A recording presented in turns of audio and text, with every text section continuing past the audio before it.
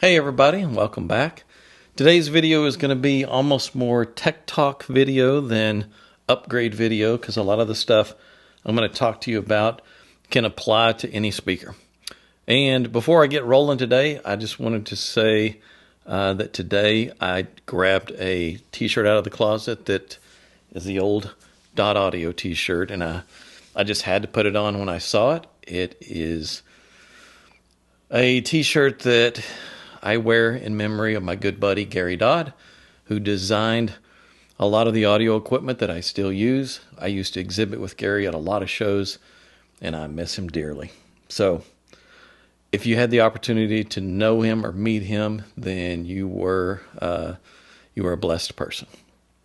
Let's get into today's video here. Wow, this one is going to be packed full of little morsels, I'll say. It is an upgrade video, first of all, for the Revel Performa M22 speaker, which is this little dude that you see right here. And it's one that's been around for a while. There's been some reviews of it out there, and somewhat popular little speaker. And we're going to look at the measurements on these things, but before we do that, we're going to get right into the parts that are used in these things. Revel makes some fairly mid-price level, or for a lot of people, expensive models, and this is at the other end of the spectrum for them. This is down on their budget level, and it is built just like every other budget level speaker out there, in that the parts quality is the cheapest parts that money can buy thrown into this speaker. Let's have a look at what's there. Woofer circuit, just iron core inductors. There's a huge 264 microfarad cap that's in line with it that can be switched in to adjust the bottom end. So there's a switch there in case you want to mount it on a bookshelf, to where you can flick a switch and it throws this big electrolytic capacitor into the signal path, and it, with a first order filter, it pulls the bottom end out of it to keep it from being boomy when placed in that application. I know it seems like a great idea to put switches and EQs and everything else on the back of a speaker so you can change it and make it do anything you want.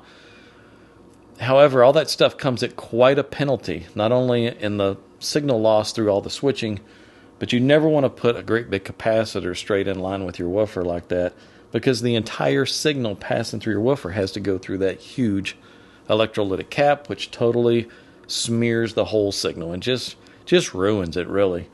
The tweeter circuit, parts quality doesn't get a lot better. There's a couple of poly caps on there, but a lot of sandcast resistors, and there's another switch on the back so you can vary the tweeter's output. It just selects between different sandcast resistors that you put in the circuit, and it changes the level of the tweeter. And let me tell you right now, the quality of those parts, just like you see in every other budget speaker at these price points, will eat performance up. It doesn't matter how well they did in designing the crossover. It can be a smooth on-axis frequency response, and these had a pretty good on-axis response. Other than a couple of issues that I see with it, overall it's fairly balanced. However, that doesn't tell the whole story. Parts quality makes a huge difference. I mean, a huge difference. And I've demonstrated this many times. We've done speakers where we could switch out crossovers, and the speaker measures exactly the same with both crossovers, but the difference can be considerable in many cases. And I'm going to show you an example of one that's considerable. These two crossovers I have in front of me here are crossovers that go on our NX Studio monitor. And these are some of the external crossovers that we drop onto these things and can listen to them and actually listen to the quality of parts and how these parts sound versus a different brand or a different type. And these are the extremes. If you look at it here, this is the same type of parts that you see in speakers like this. Super cheesy. Little iron core inductor on the woofer, electrolytic capacitors on the woofer. At least it has a little poly cap, little Aldine poly cap on the tweeter circuit, and a little air core inductor from Jansen, which is an inexpensive little air core inductor that is imported from China. Budget level parts, inexpensive, but measures exactly the same as this network, which weighs about 8 or 10 pounds. As you see, this one has foil inductors, it has sonic caps, it has MyFlex bypass caps, and in the tweeter circuit, a huge MyFlex copper foil cap, which is very heavy. And the difference, I'm going to set this thing down, get it off the table here. The difference in sound between those two crossovers is considerable. It's as if it's a completely different speaker. Even though it measures the same, the sound quality is nowhere near the same. I mean, differences in detail, resolution levels, just clarity across the board, imaging and soundstage layering, and where things are within the sound field, space between things. All those things are significantly different when you go through different parts quality, especially when you're going from something cheesy to something really high end. And when we got a hold of this thing, I looked at the frequency response, and let's look at it. I'm going to throw a couple of them up here on this one graph at one time here. There's a red line and a green line. These are the on-axis responses. One is with the grill on, and one is without the grill on. It's got this big grill on there, and it goes around it so to kind of minimize some of the diffraction issues that you normally have with a wooden frame. But this wraparound plastic does cause some disruption to the response, so it's a little rougher with the grill on. So with and without the grill, this is what we're looking at here. But if you look at the overall and you're looking at the red line with no grill, you think, well, overall it's really balanced. It has a nice response. So it must sound really good, right? No. It sounds dreadful. The parts quality in this thing really, really hold it back. It's going to smear the whole signal. It's going to just eat this thing up. Let's look at the difference in the adjustability on the back. This response here shows with it set at the stand mount position, which allows the bottom end to be a little more extended, and then switching in that huge electrolytic cap for applications where you set it on a shelf. Now, what a lot of people do when they put a speaker like this on a shelf is they'll just plug the port and kind of get something very similar. You'll get more of a gradual roll-off instead of a flatter roll-off with a knee. So you tend to do away with those humps when you set it in an application like that just by plugging the port, and that's pretty common. But they thought they had a great idea. They'd put a switch on it. So, like I said, the last thing you want in the signal path to your main woofer is a big electrolytic cap. So let's look at the tweeter's response with the different variations in the switch position here. This is an on-axis response, and we're taking different measurements each time just by giving the dial on the back another click, as you will, and that changes the response, and it looks okay. So normally when I see a measurement on a speaker and you think, well, it measures okay, it's not that bad, let's just replicate the original crossover. If there's no problems, we'll just swap it out value for value and improve the clarity and the detail and things like that. But in this case, I didn't want to do that because they did some things so ridiculous in putting these switches in the signal path and all those resistors and electrolytic cap. And if you want this to sound like anything, you want to get this stuff out of the signal path. You do not want that in a signal path on a high-end speaker. So my thought was we're going to have to redesign this. Even though they had a fairly smooth frequency response, there's still problems.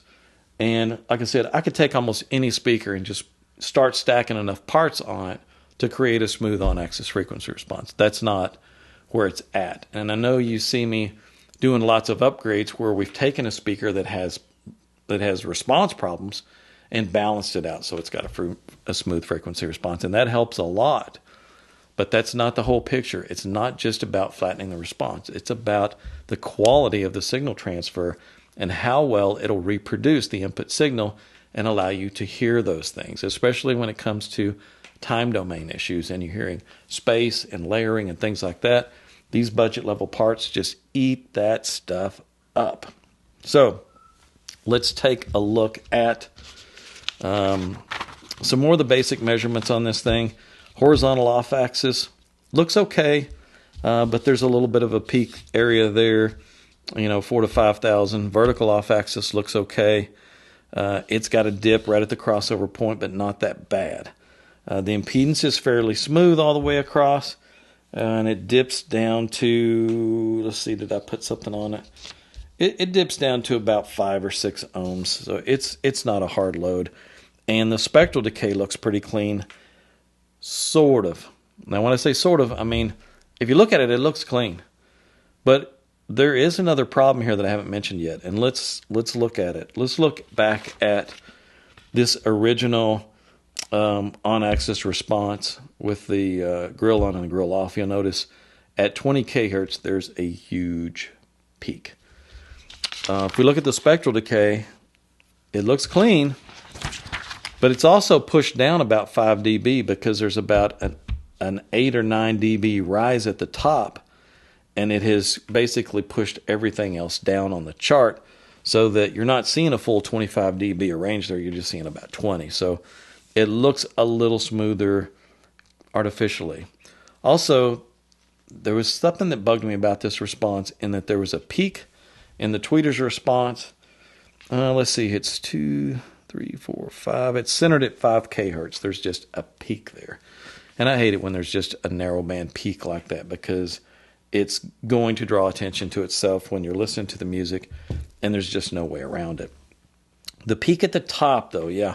There's a lot of guys that'll say, well, I don't hear that well up high. My hearing drops off, so it doesn't really matter. It still matters. Let me illustrate. A couple weeks ago, we decided in the shop we would do a little hearing test where we could place a speaker that we know plays to 20 kHz and just send it narrow band sine waves all the way up into the high frequency ranges. And it's been quite a while since I've done this. The last time I did it, I could still hear 19.5, which is pretty up there. This time I could tell it's been a while. My hearing has dropped off a little at the top. I could hear the note clearly at 17 kHz. 18 kHz, I had to move a little more in line with the tweeter to really hear it. And above that, I really wasn't hearing it that much. And some of the other guys in the shop were kind of the same, but we all noticed this same thing. Even if you don't hear 19 kHz or you don't hear 18 kHz, it's still there, and it's still fatiguing. Like when we play an 18 kHz note and we're listening to the speaker and we're kind of in line with it, but not directly, and it kind of works like this. I don't hear it. Ooh, now I hear it. Or it's even if you don't hear it, as soon as you get in line with it, so you're right in line with that tweeter, you can feel it. It just hurts. And if you get up there to 19 kHz and you think, I don't hear 19 kHz, well, let's turn it up a little bit. You still don't hear it, but it hurts. You can feel it in your head. There's just something there up in those high frequencies that can be very fatiguing and very harsh. And for some people, when you see a peak like that way up there, it's a problem. And it gets to where you can't listen to music for very long on it because it becomes fatiguing. Now, for some people, because it's such a narrow peak and it is pretty high, it may not be that much of an issue. If you own these already and you're not having an issue with it, then it's not an issue for you. But it could be an issue for some people. So there were some issues with this thing. Even though it measured pretty well on axis, there's still issues.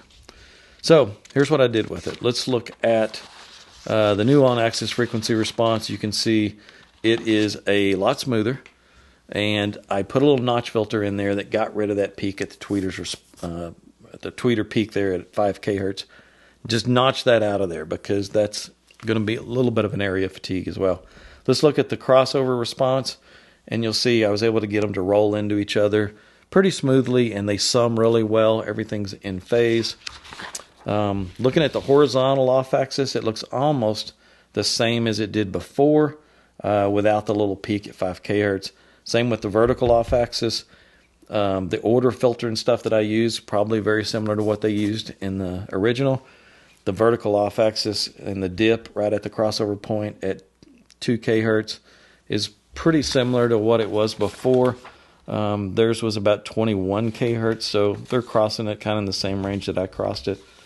Again, the peak at 5K is gone. I didn't try to put a bunch of parts on it to try and fix that peak way up top. Like I said, if you own these already, you don't have a problem with it. You're still not going to have a problem with it when you improve the parts quality. And if you start putting a notch filter way up there, it's going to really start pulling the whole top end down, and it's hard to pull down just a narrow band ringing like that. You wind up having to pull down all of it in order to bring it down. It's hard to notch something that narrow. So I disregarded that. And if you look at the spectral decay, it looks pretty much the same as it did. Again, just without that little peak at 5 kHz. The impedance is a little different because I've got a little notch filter up on the tweeter's top end, so it's a little lower there. Overall, though, I took this thing and made huge improvements by designing all of this stuff out of the signal path so that it's not there and just giving it a balanced response. Also, the parts quality is going to come up by a lot. It's going to be all air core inductors from US Coils, JB caps in the woofer circuit, and a sonic cap in the tweeter circuit. And in fact, I think there's 2 sonic caps in the tweeter circuit. And we're going to throw in a set of tube connectors to replace these cheesy binding posts that are on here. And they're going to be easy to replace. Just drill these holes out and you can insert the tube connectors right in there. It's going to come with all new wiring. I'm not throwing in a sheet of no-res on this because the box is fairly solid. But you may want to, if I can throw in a sheet or you can add a sheet.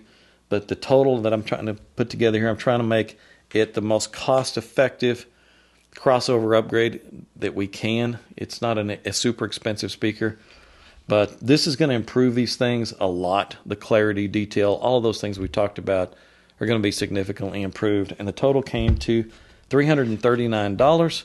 So if that's something that you guys are interested in, if you have one of these speakers, you should be interested in this. It's going to be a big improvement, and that's a lot cheaper than going out and buying a new $2,000 or $3,000 speaker. That's for sure. So an inexpensive upgrade. It's easy to do, and you guys typically have a lot of fun with it. And for some people, it gets you into DIY.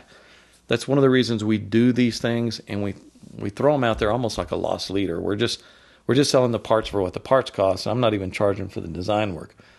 But it gets people into doing the do-it-yourself speaker building, and you learn that you can do it, and then you come back later to us and you say, you know what, I want to build a pair of those ecstatic speakers or something else. And I appreciate that our customers return to us again and again because we've helped them with a project like this, and then they come to us for our own products, and that's where we actually make our living here at GR Research. We make our money selling our own products, not doing these upgrades. But you guys love upgrade videos, so we just keep throwing these out there. Like I said before, it is a little window into our world and what we're doing here at GR Research. It'll let you see what we do.